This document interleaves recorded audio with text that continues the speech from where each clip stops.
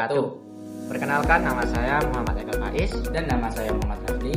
Di video ini kita akan membahas tentang arus kas metode tidak langsung. Saya akan jelaskan dengan sederhana agar mudah dipahami. Arus kas metode tidak langsung adalah cara menyusun laporan arus kas, khususnya pada bagian arus kas dari aktivitas operasi.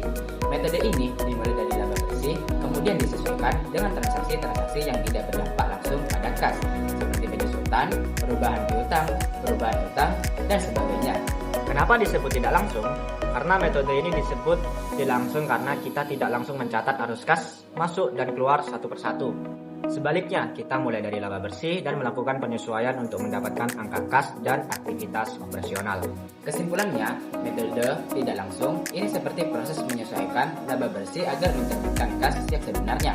Metode ini juga paling banyak digunakan oleh perusahaan dalam penyusunan laporan keuangan.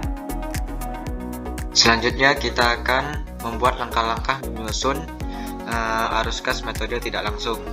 Pertama-tama kita harus membuat neraca komparatifnya. Di sini saya mengambil dari soal PT Manunggal. Jadi, neraca komparatif kegunaannya untuk mengetahui kenaikan atau penurunannya. Yang pertama, kita harus perlu membutuhkan dua data neraca. Yang pertama, neraca tahun lalu dengan neraca tahun sekarang. Ataupun yang disoal neraca tahun lalu itu tahun 2013 dan tahun sekarang itu tahun 2020. Cara menghitungnya, simpelnya, jika akun yang berada di debit, maka saldo tahun lalu dikurangi dengan saldo tahun sekarang. Jika akun yang berada di kredit seperti utang, maka saldo tahun sekarang dikurangi dengan saldo tahun lalu. Setelah kita mengerjakan neraca komparatif, maka kita menyusun laporan arus kas metode tidak langsung. Jadi, yang pertama-tama kita memerlukan income after tax atau laba bersih setelah pajak. Dapatnya dari mana nominal ini? Didapat dari laporan laba rugi yang kita sudah buat sebelumnya. Jadi nominalnya ditaruh di sebelah sini. Setelah itu, kita mengadjusting reconcile net profit, atau kita menyesuaikan akun-akun yang tidak mengurangi kas secara langsung tetapi mengurangi pendapatan, seperti bad debt expense, depreciation expense itu tidak mengurangi kas tetapi mengurangi pendapatan atau laba.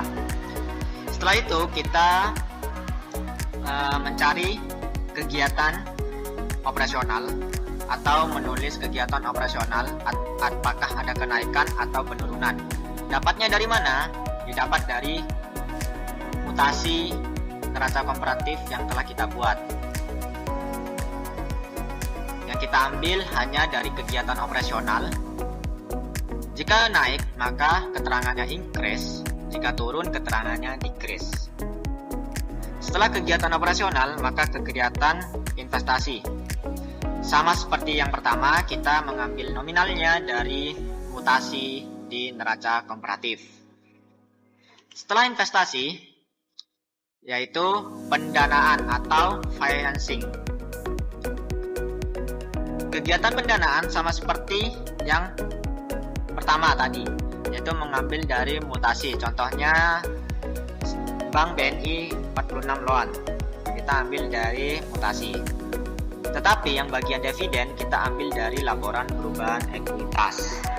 Setelah kita menyusun semua nominalnya, maka kita jumlah dari masing-masing kegiatan. Yang pertama kegiatan operasional di total, lalu kegiatan investasi, lalu pendanaan. Setelah di total, maka dari total tersebut kita total lagi dan hasilnya sekian, 1.400.270.500 rupiah.